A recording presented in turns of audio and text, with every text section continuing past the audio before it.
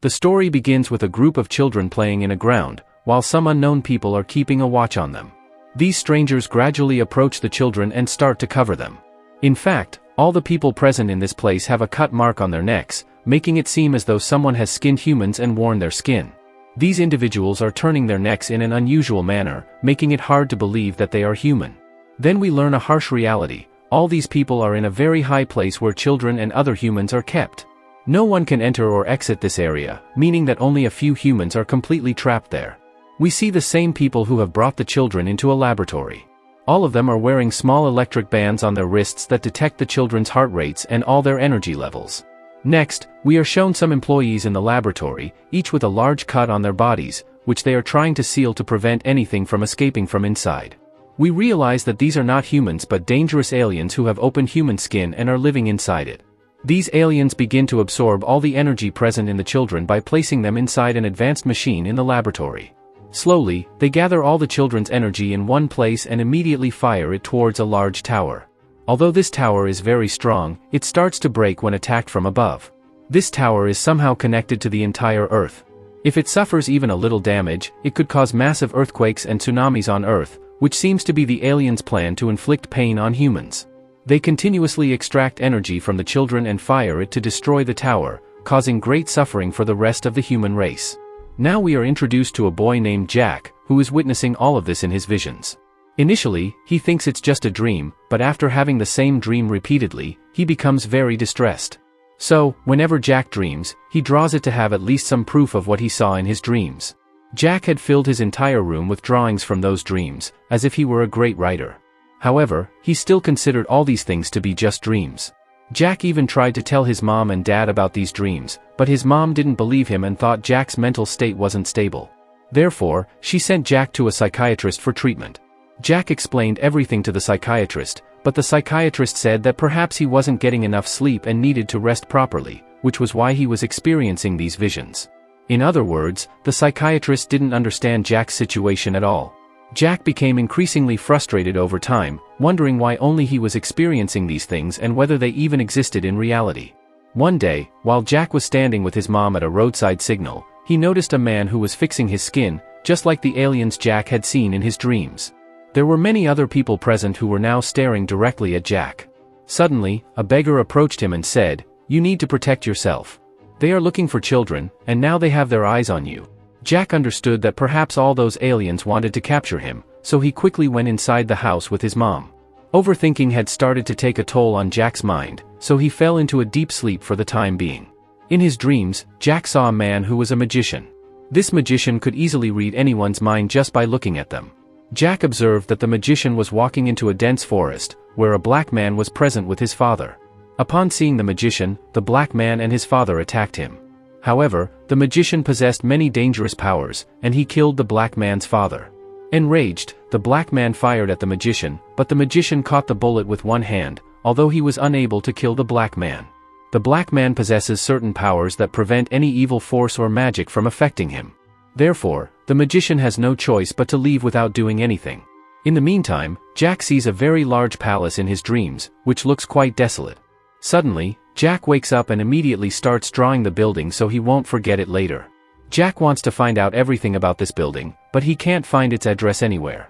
However, he continues his research to locate this building because it may be connected to his dreams.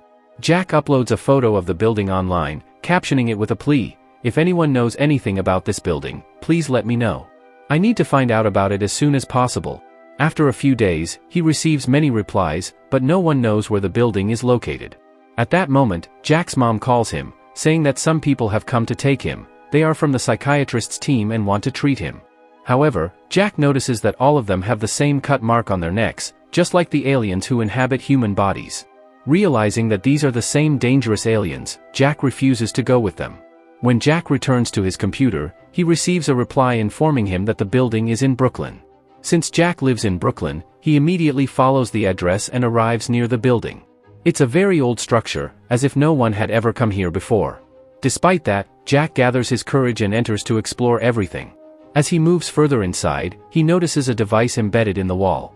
The device activates immediately upon his entry and starts asking for a passcode. For some reason, Jack keeps seeing the same code in his dreams, so he quickly enters it into the device. In the next moment, the device activates and opens a portal, which starts growing larger and emits light from within. At one point, Jack felt like he wanted to go inside and see, but he had no idea what would happen to him there. Suddenly, the entire house started collapsing as if some dark powers were breaking the wood to attack Jack. He got completely trapped in the pile of wood, but somehow he freed himself and quickly went through the portal with his belongings because he needed to save his life. Using that portal, Jack found himself in another place that looked like a very deserted area. It seemed like a different world, and he couldn't see any humans for miles. Still, Jack kept moving forward as he had no other options. The portal had now closed behind him. After walking for a long time, Jack felt extremely thirsty, so he started looking for something to drink. Just then, he spotted a water bottle ahead and rushed to drink from it. But from behind, the same black man appeared, pointing a gun at him. Jack was completely shocked. It was the same black man named Ronan. Jack began to explain that he had come from another world and that he had seen Ronan many times in his dreams. However, Ronan initially did not trust Jack at all and was about to push him off a cliff. But Jack quickly showed him many drawings he had made after seeing them in his dreams. In those drawings, Ronan saw the magician and himself, realizing that Jack was not lying. Now, Jack slowly started moving forward with Ronan. Meanwhile, we see the magician, who has realized that Jack has entered their world and needs to find him by any means necessary. Jack and Ronan continued to advance, both targeting the same objective, to find the magician. As night fell, they decided to stop in the forest. Here, Ronan told Jack the whole truth, that this entire world is spread across many universes, and each galaxy is home to different creatures and demons. Just like humans, some of these species were evil and wanted to take over others. That is, they attack other species to take over their planets. At one time, all the spaces and creatures were fighting each other. However, some of the greatest scientists on Earth built a tower that could protect Earth from any evil force from outside. This is the same tower shown at the beginning of the story, named the Black Tower, also referred to as the Dark Tower. This Dark Tower completely prevents all evil powers from coming to Earth. But the evil powers and creatures did not want this tower to stop them, so they started making every effort to destroy it. The creatures and aliens discovered that the tower was very strong, and to break it, they needed the most emotional things. Therefore, they began kidnapping children, as they possess a significant amount of emotions. The aliens extract energy from the children's minds, concentrate it in one place, and create very powerful weapons. They attack the Dark Tower using these weapons, and if this Dark Tower were to fall, all the people on Earth would be in grave danger. Now, while sleeping, Jack hears his father's voice and goes into the jungle without telling Ronan. He sees his father standing right in front of him, so he approaches him.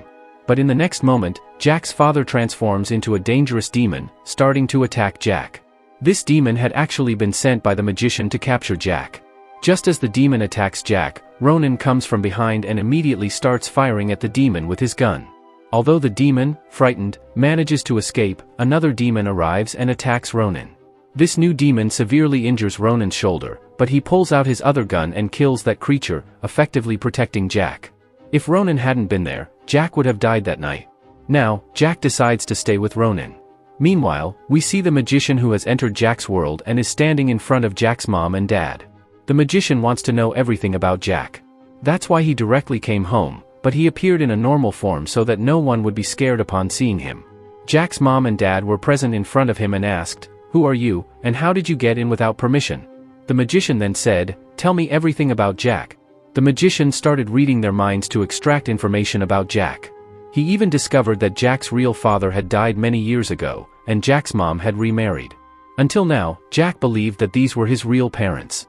The magician quickly used his powers to kill Jack's stepfather and then approached Jack's mom, reading her mind, which allowed him to see all the visions she had experienced.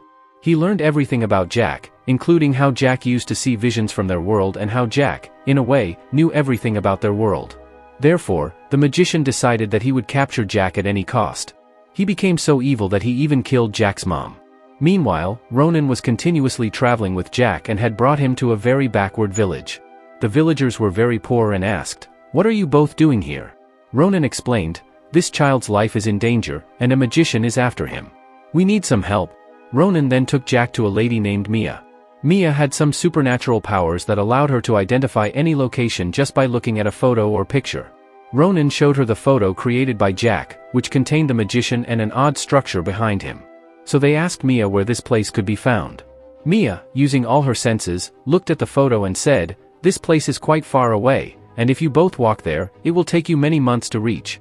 But Jack replied to Mia, "We don't need to go on foot, the magician has created different portals that allow him to travel from one planet to another.